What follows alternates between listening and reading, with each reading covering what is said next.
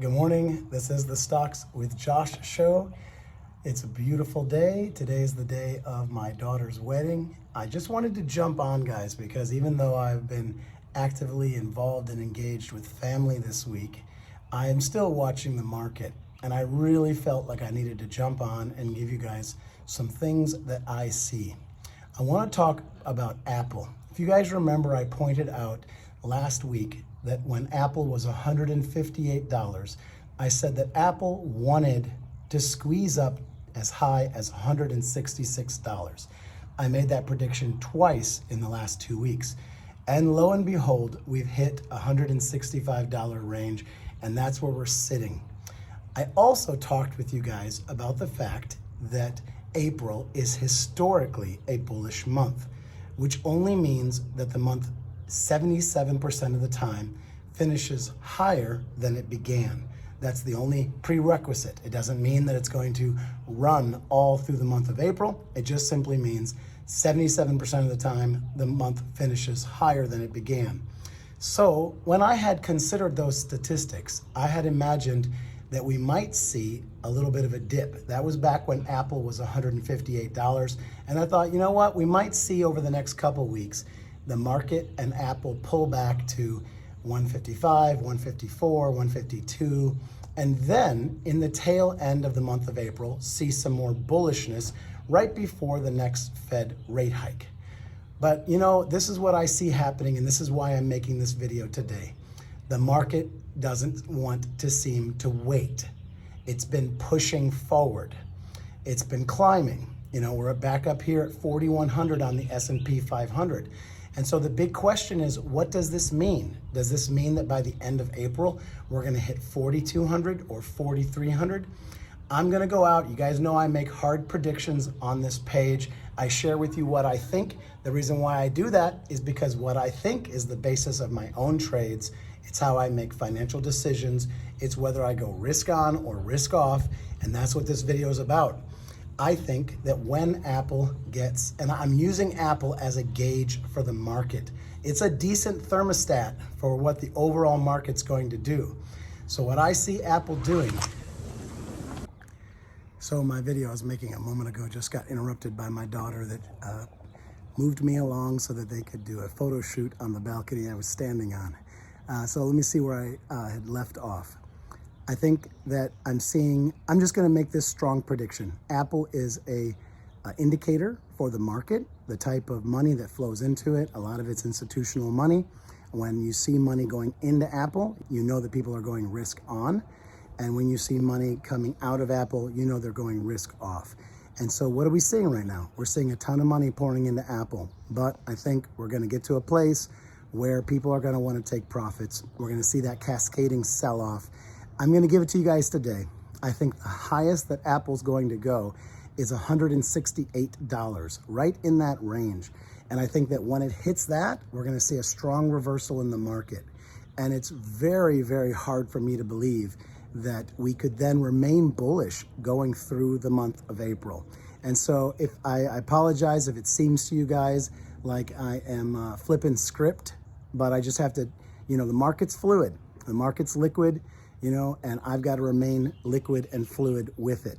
And even though I was looking for an opportunity to see a dip before a run up in April, the market didn't dip. It just pushed through. And I think we're going to get to the top of the technical range for the S&P 500. We're going to see the top of the technical range for a lot of big tech, which does influence the market. And I think at that point, I do not see the momentum for it to go higher. You know, we're gonna gauge it one step at a time. The most important thing I could give you guys today is that Apple is gonna hit 168, and then we're gonna see some sell-off and some profit taking, and I think we're gonna see it across the board. Guys, you guys know that my predictions have been pretty solid, and I think yet again, we're gonna see a solid prediction here.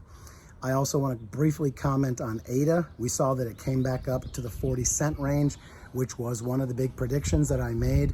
We originally started investing at 40 cents. That's why we had a stop loss at 38 cents.